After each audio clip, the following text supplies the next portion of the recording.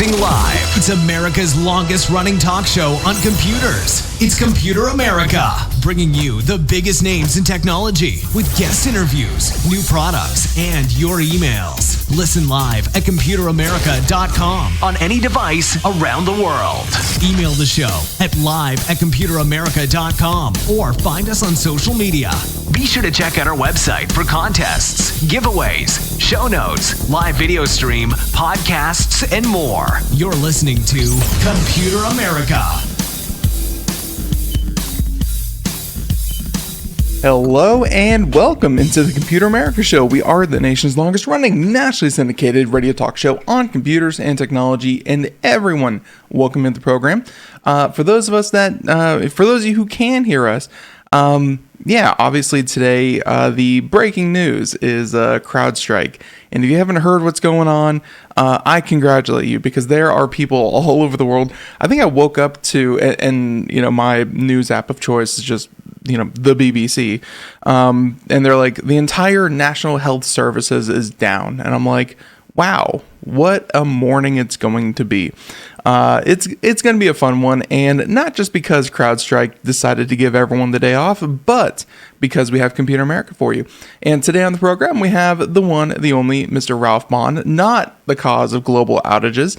And we are here to talk about nice, good, uplifting things, which I think today is needed more than ever. So everyone, sit back, relax. Let's go ahead and bring him on in just a moment. But before that, computeramerica.com, it should still be up. With that, computeramerica.com, that's where you'll find everything, past shows, future shows, show notes, articles, all that and more. Everything that we do here at Computer America, you can find on our website.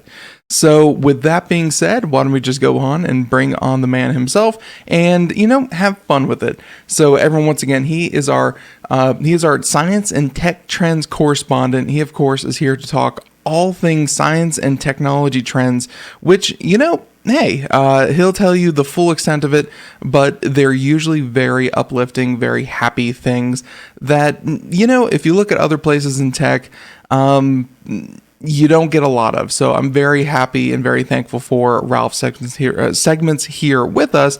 And Ralph, welcome back onto the program. How you been? Oh, it's great. It's great to be back as always. And another Friday where we're going to look at where we're headed in artificial intelligence, robotics, medical technology, sustainable energy technology, transportation advances, space research, physics, you name it. And what we do, what Ben and I do, we're dedicated to this promise to you. We're going to leave you feeling good. We're going to give you an oasis, if I can say that, of positive news, thanks to the world of science and technology. We've got 4 great stories for you today. Absolutely. And, luckily we were able to pull them up. Everything is good to go and working. And story number 1, I think, is, a very good way to start this, because there's been a lot of drive for solar panels. And Ralph, we're kind of hitting the stage with solar panels that the early adopters, and I'm not saying that this article is particularly going to affect, kind of the lifespan of every solar panel, but like the early adopters are starting to, phase out their old solar panels. New solar panels are coming in with, newer technology, new features, new things like that. Not all solar panels are created equal, but story number 1 may show that, hey, some solar cells in solar panels, this may be hopefully a standard technology in future solar panels. Yes. And if you're just listening to us as a podcast, again, I encourage you, as Ben did at the outset, please come out to computeramerica.com. Get what we call the show notes, because it'll have all the stories we're going to talk about today from the various magazines. It'll have links, pictures, and so forth. So in some cases, you really might want to come back out and get those show notes to fill in the whole story. But here's the deal. I look for story headlines that really grab my attention. And this is a doozy. This comes from Anthropocene Magazine. The headline, get this, self-healing solar cells pave the way to reliable solar future. Self-healing? Okay, I have to know. So here's the story. Silicon-based solar cells dominate the solar power market today, no surprise. But a new type of solar power technology based on a material called perovskites promises solar panels that are more efficient, cheaper, easier to make, lightweight, and perhaps even flexible. And Ben, of course, as you know, in past shows, we've talked about perovskites and their role in these other forms of solar panels.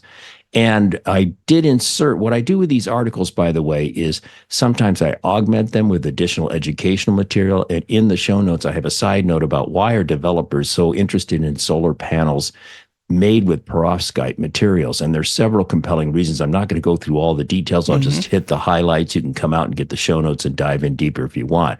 But one reason is high efficiency. Perovskite solar cells, very efficient. Lower production costs. They're cheaper to make than standard solar cells, or if I could say it, solar panels that we have today. The perovskite solar panels are flexibility, lightweight. That's an appeal. The solar cells can be made flexible and very, very lightweight. And the flexibility is an interesting thing when you want to coat surfaces that aren't rigid and flat. Tandem cells with perovskites, you can combine them with other materials like silicon to create tandem solar cells. So you could take traditional silicon-based technology, combine it with perovskites, and have a hybrid. So that's one thing. Rapid development. Another thing that's interesting to the technology community about perovskite-based solar panels is there's a worldwide, very big effort in research and development using this material, these perovskite materials. And so if you're interested in any of these details, come back out to the show notes and dive in deeper. Sure. Now, going back to the article, though, here's the deal. However, there is a downside to perovskite photovoltaics. The solar panels made with perovskite, they degrade under humidity and heat. This has kept the technology from scaling up and being adopted widely. So there's been the challenge. That's been the problem. But, ta-da, drum roll, please. But now, researchers from Monash University in Australia have developed perovskite solar cells that can heal themselves to maintain performance. Whoa. Yeah, this self-healing ability could be an important step toward advancing the adoption of next-generation perovskite solar panels. So they've come up with a self-healing thing that overcomes that heat and humidity problem that's kept this technology at bay to date. Wow. And in the show notes, by the way, I have a link to the research report recently published in the journal Nature from this research team. And a little side note here, step aside just for a second. Australia. Ben, you and I know from countless stories over the last several years, again and again and again, we see solar panel technology advancements coming out of Australia. Good for them. I mean, it's just amazing to me how much work is going on down there. I won't lie. 12 years ago, they had a big push where they were, wanting to drill for oil and really up their oil production. I'm like, Australia's going to do their thing. I really have been paying attention to them. But in the past decade, they really have upped their green energy kind of looking at it, because so many places here in the US and other places, they have a lot of coastline, they have a lot of sunshine, and they're really trying to tap into it. And it's something, that's really, really encouraging. Oh, it is. I salute them. It's just amazing the work they're doing down there. So we're going back to the story and what the researchers at the Monash University faced. Here's the challenge they faced. Heat and water can create tiny defects in perovskite layer in solar panels that absorbs sunlight and converts it into electricity in a solar cell. So the researchers turned to a technique called defect passivation, which involves using special chemicals that react with or attach to those flaws and minimize them. The Monash University researchers developed a special healing agent that has chemical bonds that break and recover under heat and moisture. Wow. They integrated this material into the perovskite layer so that when it is exposed to stress-inducing heat and water, it recovers and maintains its performance. This is like magic. It is. The resulting solar cells had over 25% power conversion efficiency and stayed stable through 1,000 hours of accelerated aging tests at 85 degrees Celsius, that would be 185 degrees Fahrenheit, and simulated solar illumination. So this is a good example, Ben, by the way. We talk about trends. This is early research, okay? This is still lab-based research. but very promising. We give you a twinkle in the eye about where we're headed, and that's a good example in this story. And to wrap things up on this little story, a fellow by the name of Udo Bach, professor of chemical and biological engineering at Monash University, in a press release said, quote, "This breakthrough could pave the way for more reliable and efficient perovskite solar cells, contributing to the global transition towards sustainable energy solutions. Salute to the Aussies." and it may just be an article from CNET trying to get you to click through and buy solar panels, because hey, who isn't trying to sell you a solar panel nowadays? Right. But with that being said, I was just looking at the most efficient, and according to this little chart here, they have like 24%, 23%. So I guess what the article is saying is that they're able to, get over that 25%, which is better than any consumer level solar panel. And of course, if it can be as durable and last as long, that's a huge win. And of course, be cheaper as well. Well, yeah, exactly right. Yeah. And again, efficiency is one of the key attractions of perovskite solar cell technology. So again, great development, great trend. Keep an eye on this, and good for the Aussies. For sure, for sure. So with that being said, story number one, story number two. And this one is a bit different. And there's something about leather, Ralph. Like, I don't know what it is, but, from like car seats and sofas, it's like the height of material when it comes to like, kind of luxury.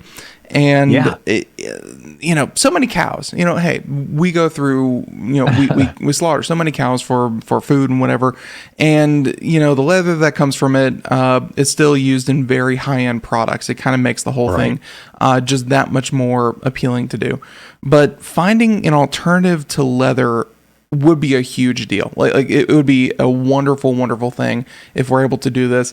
Not with animals. Like, it's not like, we're going to go back to Australia and decide that kangaroo leather is the new leather. No, a plant-based leather. And I think, Ralph, on the show, we talked about a fashion designer who used mushrooms to make leather. Yes, that's correct.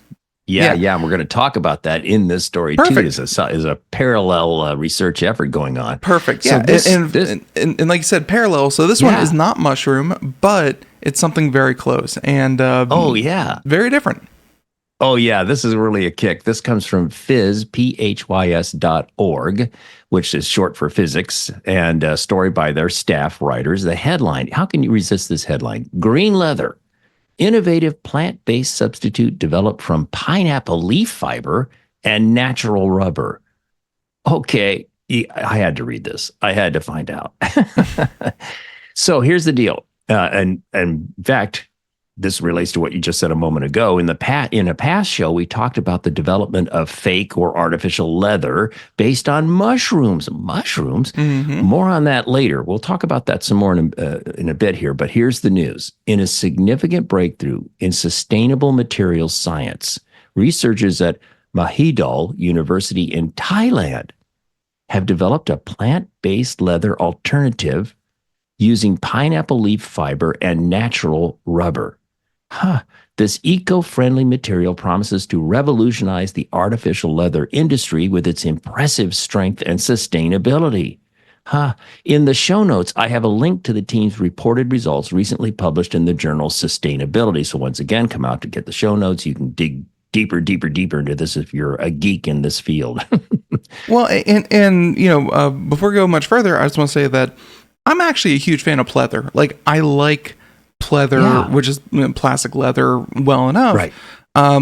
Because it is artificial, but of course it's plastic, so it has its own ethical qualms there. But Ralph, like, the fact that you don't have to, that it wasn't an actual animal, kind of makes it, a little bit more bearable. But what if you can make it actually good, I guess, would be, the way to kind of say it. So yeah, fingers crossed. Yeah, this story has a lot of check marks in the positive. Eco-friendly, recycling, and so on. And we'll understand that more as we go on, especially here now. How do they make this stuff? So here's how the pineapple leaf fiber and natural rubber leather alternative is created. And the researchers came up with this really clever process. The process begins with the extraction of pineapple leaf fiber from waste pineapple leaves through a mechanical method showcasing a clever use of agricultural waste. Love it. Recycling something that otherwise would go in the landfill or whatever they do with it. I don't know. And pineapple leaves, if you've ever touched a pineapple leaf, they're pretty tough material. And I have a little picture of a pineapple to show you again the leaves in the show notes to reminder of what they look like. The extracted fibers from the pineapple leaves are then divided into two categories: untreated pineapple leaf fiber and sodium hydroxide treated pineapple leaf fiber to widen the leather-like properties of the leaf. Wow. I mean, there's so much more information and detail, folks, than we're going to get into here with our summary of this story. Again, the show notes will take you to that research paper. You can really get down to the molecular level if you want to understand what's going on. Going on here, these fibers are then formed into non-woven sheets using a paper-making process, which are then coated and compounded with a natural rubber latex in various natural rubber and pineapple leaf fiber ratios. So again, they looked at a varying ratio in their recipe, as it were, of the combination of the pineapple leaf fibers and natural rubber. And to enhance the material's properties, the researchers noted that an adhesion promoter could be added. So a pretty complex little recipe. And you could just imagine all the experiments they went through saying, well, we have 10% this and 80, 90% of this, going back and forth and figuring out just the right formula. The resulting leather-like materials were rigorously tested for tensile properties, tear strength, and hardness, with their internal structures examined using a scanning electron microscope. They did get down to the molecular level. Pretty great. Comparative analysis revealed that this newly developed pineapple leaf fiber leather not only matches, but often surpasses other alternative leathers reported in the literature. And here's what goes back to what we were saying at the outset of this story. Notably, it exhibits much greater strength than leather alternatives made from mushrooms. So in the past, you and I talked about mushroom-based leather alternatives and such excitement about it, and it's great. But this stuff they've come up with in Thailand is stronger than the mushroom-based alternative leather. And for a refresh on artificial leather made with mushrooms, which we reported in past shows, in the show notes, we have a link to a New York Times article that's really great. You can get a refresh on all of that part of the story if you so desire. And this innovative leather substitute is bio-based, plastic-free, and boasts a lower carbon footprint, making it an attractive option for industry seeking sustainable materials. And with its combination of strength, flexibility, and eco-friendliness, the pineapple leaf fiber and natural rubber-based leather could pave the way for a greener future in the fashion and upholstery sectors. And to your point, upholstery sectors, automobile industry, furniture industry, artificial leather watch bands, on and on and on. This could have a profound impact and would help the economies of parts of the world that grow pineapples, like in Hawaii and so forth. It could be a big boom for them to be able to take what otherwise is agricultural waste and turn it into some meaningful product. So there you go. I love this story. And you know that I love anything that turns just waste into a useful product. And this is this is useful beyond belief because, like you said, I never really consider, Ralph, like how tough leather needs to be in a lot of its applications. But I guess I guess even like a car seat upholstery, something that you're going to, get in, get out, sit down, thousands of times over the life of the product, toughness is important. So very, very cool. Extremely so. Yes. And hey, coming up with that whole process, is impressive. It almost sounds like they're taking, or they said they use a paper making process, but they're like, hey, we can make leather just like we make paper, and hey, isn't that worked great? Out great. So I love it. Yep. Story number 2. Story number 3, and this one's kind of cool because. Ralph, have you ever had that issue where you see something with your eye and you're like, I want a picture of that. And then you take a picture and it just doesn't look right. You just can't capture it well enough on your phone. Well, hey, maybe this could be the answer. So story number 3. Yes, story number 3. I learned a lot that I didn't know about, which is usually the case because I don't know a lot. But anyway, I'm just kidding. The source for this is TechRadar.com. Wonderful. Headline here, which again, I couldn't resist this headline. Scientists make cameras work more like human eyes. And this could be good news for future smartphones and many other applications too, folks. And this is really, in my opinion, very, very interesting. So here we go. A little known quirk of the human eye might pave the way for better self-driving car cameras and even more effective smartphone photography. When you read, and again, if you're just listening to us, you need to think about going back and reading something on a screen or a book or whatever. So in the article, they say when you read a page or screen of text, your eyes are in most cases slowly scanning from left to right, at least in our Western cultures. There's other cultures where you go from right to left. But anyway, but even when not reading or looking at a fixed object, your eyes are constantly on the move. And this, it turns out, is the key to the quality of human vision and how robots, self-driving cars, and maybe even smartphones can see more clearly. So the learning nugget for me right off the top was I never thought about the fact that your eye, even if you're not reading something or looking at a fixed object, is constantly moving. And we're going to learn more about that. So a team at the University of Maryland, researchers created a camera that mimics these human eye movements. The artificial microsaccade enhanced event camera, it uses a rotating round wedge prism. The article notes that the round wedge prism is basically round, but one face of the prism is sharply angled. This is pretty geeky stuff, folks, and you need to see the imagery. You need to see the show notes. You need to dive into the articles to understand this better. The round wedge prism rotates in front of the aperture in an event camera.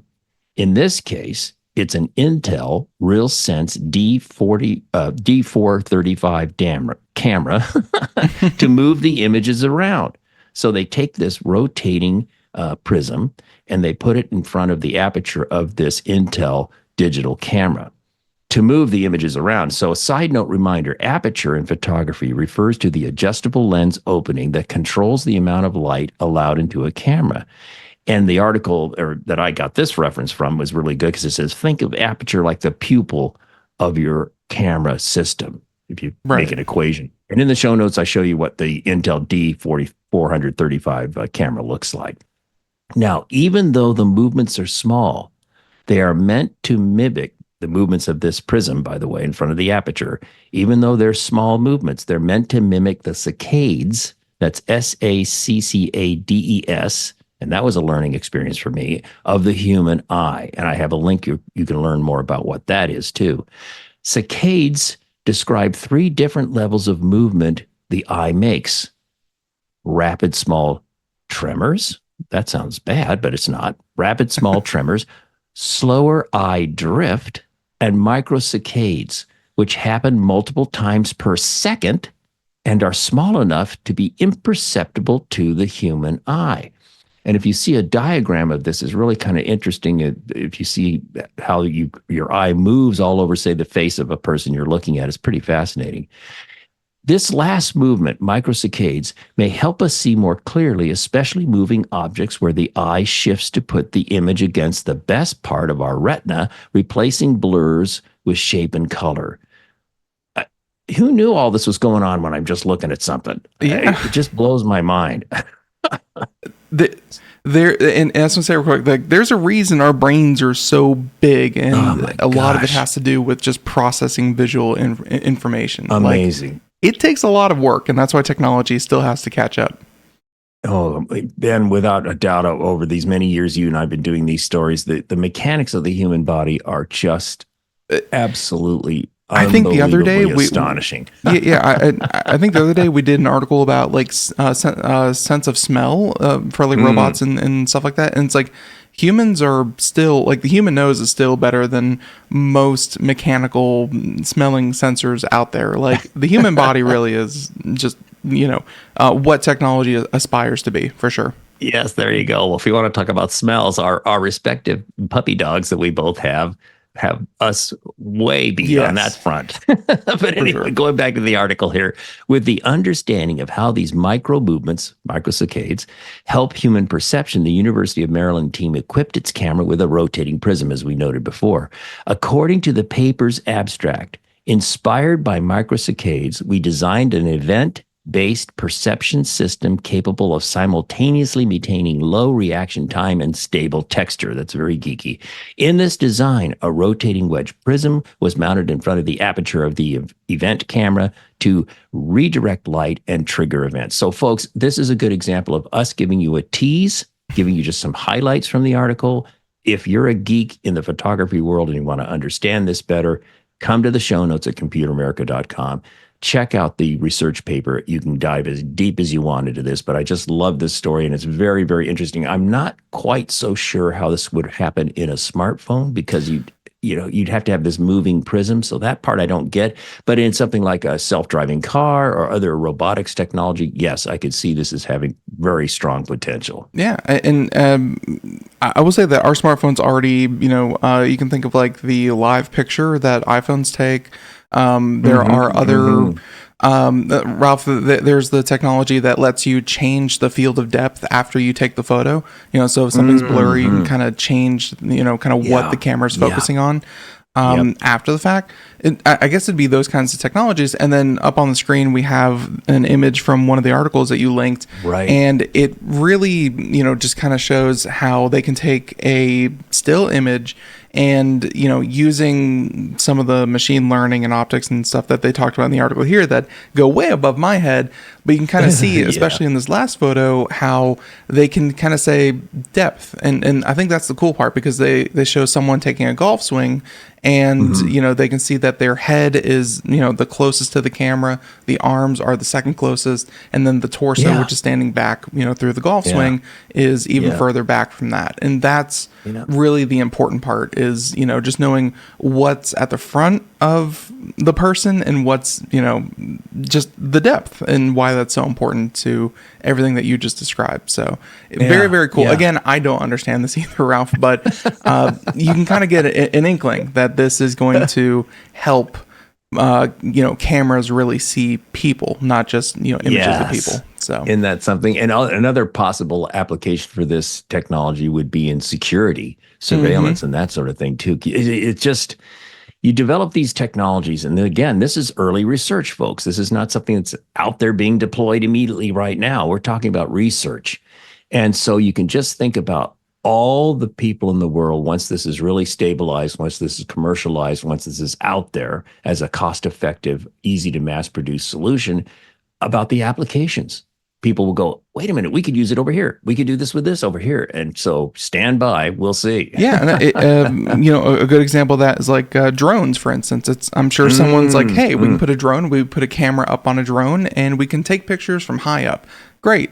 And then, a couple years later, Ralph, you have drones flying from one end of an African country to another to deliver organs for transplant, because that's the quickest way to do it. I mean, camera up in the sky into saving people's lives. Like, it's really, crazy what happens when you just put a good, reliable technology out there and some of the uses for it. So, good point. So there you go. Story number 3, completely aside. Story number 4. This one is a little bit different than the stuff that we've been doing up until now, but at the same time, it's well in keeping with Ralph's trends in more so getting drugs in your body where they need to be. And if you've been listening for, the past couple of months, you may notice that, hey, it's not just inject the drugs and hope it gets all through your system. No, we're starting to target things and, get things where they need to go faster and better. So, but still, also keeping with trends, story number 4 is medical news. So surprise. Yeah. And again, what Ben and I like to do on our Friday shows, very often, not always, but most of the time, we end story 4 with something in medical technology advancements and or research. And this one's really good because we've talked on and on many times before about different ideas for microrobots. Some that could be guided through sound, some guided through magnetics to deliver medications and therapy specifically to the organ in question, instead of, as you just point out, giving you a shot in the arm and hoping for the best. It just goes all over the body. Or chemotherapy is brutal because it's often not targeted. Mm-hmm. That's why I like this story. This comes from a wonderful outlet called MedicalXpress. And the headline, Microrobots made of algae carry chemotherapy directly to lung tumors, improving cancer treatment. You got to love it. And this was actually written by the head researcher. He wrote the article. Really encourage you to get the show notes and check this one out. And a little comment from me is a key medical technology trend to watch, and one we've talked about so much in the last year or so, is the development of microrobots to deliver drugs and treatments, as I mentioned just before here. So here we go, getting into the story. Tumors that travel to the lungs or lung metastases pose a formidable challenge in the realm of cancer treatment. Conventional chemotherapy often falls short because it's inefficient.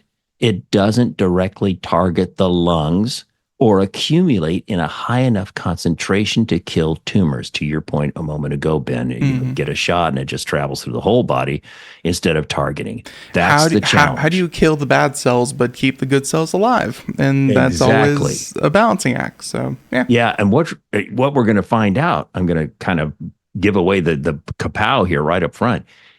They're coming up with a biohybrid solution. We'll talk about that. And one that's targeted. And it's just an alternative way to move these things versus magnetics or sound. So it's really a story. I love this so much. Anyway, researchers at the University of California, San Diego have spent the past 5 years developing biohybrid microrobots, tiny objects made of both natural and synthetic materials that can be used in medicine. Love it. As outlined in a recent research paper, and in the show notes, we have a link to that paper, the team made a green microalgae-based biohybrid microrobot that can deliver chemotherapy directly to the lung and treat lung metastases. Oh, gosh, it's so great. Okay, time out. The article is talking about biohybrid microrobots. How is that different than microrobots delivered to date for medical purposes? Again, going back to previous shows where we've talked about other alternatives. Well, synthetic medical microrobots are typically made of rigid metallic or polymetric structures that are difficult to manufacture. And to date, they're unable to access certain organs and tissues, and they can be toxic to humans. So that's kind of where we're at with some of the research to date. Well, the University of California, San Diego researchers discovered that microalgae overcome these concerns. This is so clever, Ben. You're going to love this. For one, microalgae can move autonomously by using a hair-like appendage called flagella, I hope I'm saying that right, to propel themselves through organs such as the lungs. Think of the little cellular guys with the little whip tail or a couple of little whip tails, and they flutter to propel themselves. That's what we're talking about. And these microalgae, with that ability to move, are less toxic than other microorganisms, and they're cheaper and easier to produce. And in the show notes, I have a little image of bacterial flagella showing what these little whip propulsion guys are like, what they look like. Now, the UC San Diego biohybrid microrobot combines microscopic live green microalgae commonly used in pharmaceuticals. And I'll try to say this, chamidemonas, separate word, Reinhardii. It's a mouthful. I'll take crack at it. I'm sorry, everyone. For some reason, I just read chlamydia, and it's not chlamydia, but it's like chlamydomonas. Reinhardii. Yeah, I don't know. Anyway, that's a hard one. That's a hard one. More coffee. Well, let's go with this. It's a live green microalgae commonly used in pharmaceuticals with a name. It's a mouthful of tangled up words. Chlamydia Reinhardt. Yep, we got it. Good luck. So this commonly used pharmaceutical live microalgae with nanoparticles coated with red blood cell membranes. And you might think, wait a minute, what's that all about? Well, you're going to find it super clever. You're going to love this. The cell membranes act as a natural camouflage. That means the red blood cell membranes act as a natural camouflage to enhance the microrobot's biocompatibility and prevent it from being attacked by the patient's immune system. Oh my gosh. Okay, think about this, folks.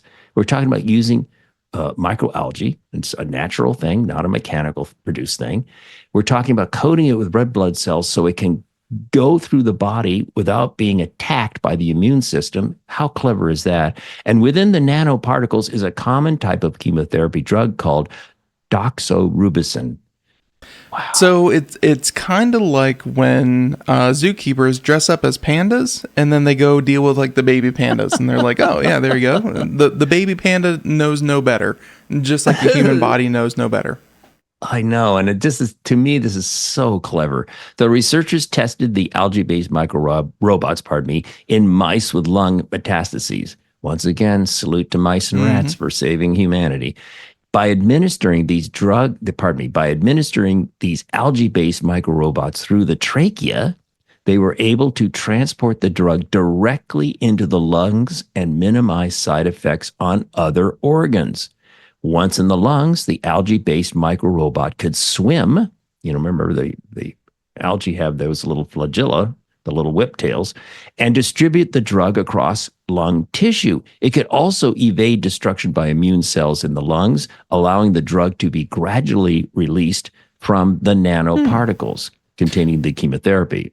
I wonder what they mean by administer to the trachea. Do you think they mean like an inhaler? Is that? I know obviously probably it's mice, but my guess is a tube, and then one in the tube then injects the like water or something. Okay. Yeah, that's my guess. That's my guess.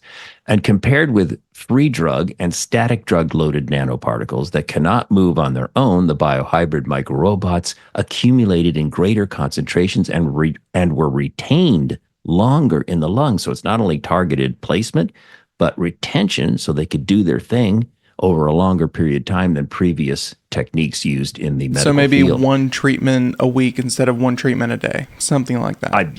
Nice. Possibly, yeah. By more effectively delivering chemotherapy to diseased lung tissues, the new biohybrid microrobots significantly improve therapeutic outcomes by shrinking lung tumors and extending the survival of the treated mice. Mice treated with the algae-based microrobots experienced a 40% increase in median survival time, extending survival from 27 to 37 days. Still not, a total magic wand, but it's encouraging, right? I think a lot of people out there dealing with metastasized cancer in their lungs, I think an extra 40% more time is, well and welcome. Exactly right. And think about this again, the methodology of transport through the trachea and then the flagella of the microalgae propel the entities to the site of the cancer. The drugs are then dispensed over a longer period of time. All of that's good. And they're cloaked because of the red blood cells are cloaking them, hiding them from the immune system.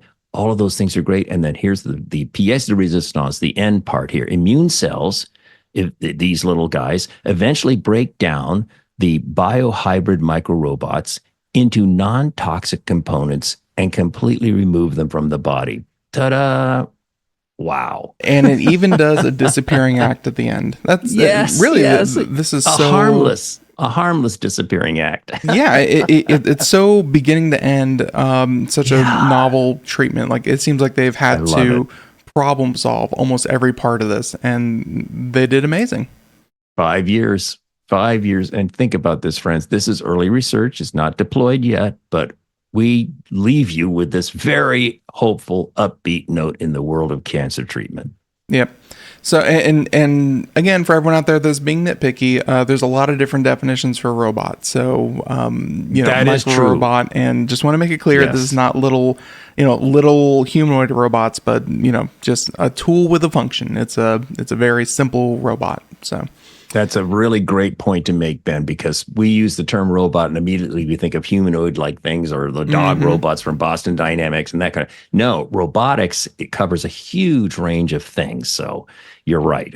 Very, very simple tool, but very complex and very cool and innovative, treatment.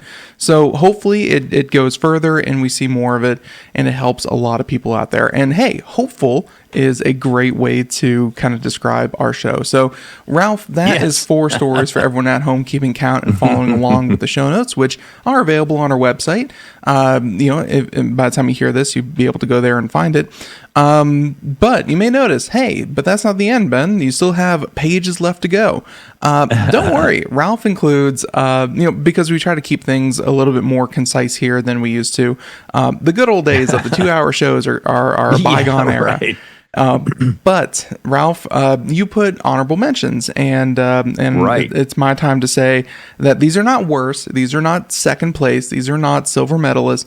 No, these are just ones we don't have time for, and they're all cool. They're all interesting, and you should know about them. So if you go home, if you go to our home and you go to Computer America and find them in the show notes, you can find stories such as the first one. Yeah. These honorable mentions, this first one's, and we're just going to give you the titles and a couple of words, and then you can go back to the show notes and get the links and dive in deeper. But they are cool stories. This one comes from, from Tom's Hardware, and the headline here is researchers grow sub-nanometer size transistors. What? Remember, a nanometer is a billionth of a meter. Sub-nanometer size transistors. The implications of that are enormous. To me, it's not even like the sub, because I believe Intel has been working on like the angstrom level, transistors. Sure. To me, it's grow. Like to grow a transistor, that's different. Yeah. You got to check that article out. It's just fascinating. Next one comes from The Cool Down, a funny name for an outlet, but a really great news source for environmental or climate change issues and technology to combat climate change and so on. That's what The Cool Down's all about. Headline: Swiss companies are pioneering revolutionary batteries that can charge in 1 minute. So, we do a lot of stories about battery technology, and there is so much research all over the world with great encouragement about rapidly charging batteries. And this is just one effort, one example. So check that one out. The next story that we have here is from Science Alert, a wonderful outlet. And here's the headline: an unexpected function discovered inside the little brain at the back of your head.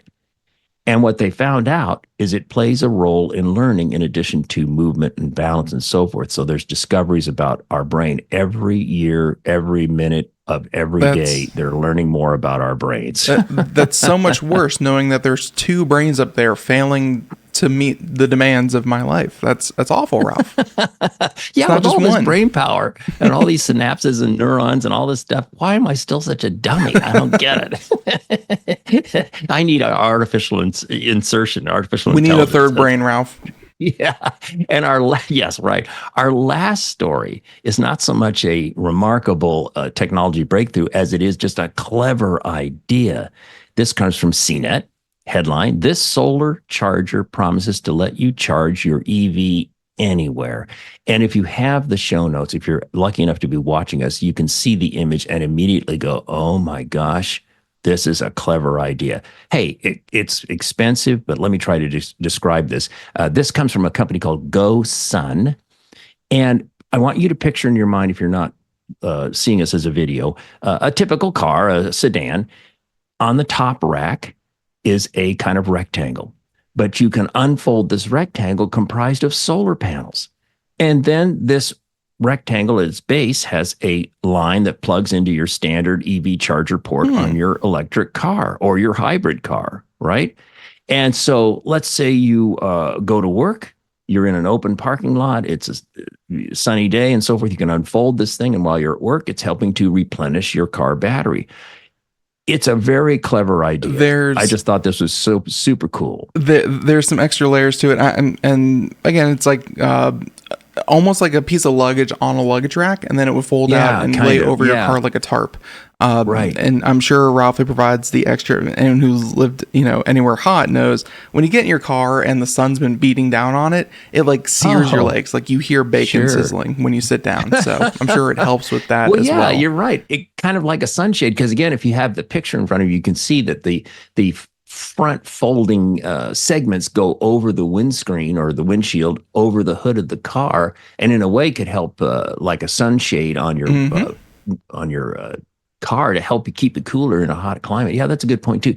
This thing, you'll find out if you dig into the article, I think the price for this is $3,000. So it's not, an easily accessible, affordable thing, but the idea, I think, is just so cool. But hey, $3,000 today, and like so much of what we do, Ralph, $3,000 today, maybe we're talking, a couple hundred here in the future, and something that every car should come with standard. So there you go. Hey, research, trends, future seeing. That's what Ralph does. Everyone, the music means that we are done. I want to thank you so much, Ralph, for finding these stories. These are all, these were all great. And everyone, we hope that you learned something, and you can go check out the show notes. If you want to call BS on any of this, you can go to the show notes over at Computer America, and Ralph can back it up with links. So with that being said, everyone, we'll be back next Friday. And until then, everyone who's experiencing system crashes, don't worry, it's not your fault. It'll come back. Everyone else out there, thank you so much, Ralph. Thank you, everyone. Have a good day. Bye, everyone.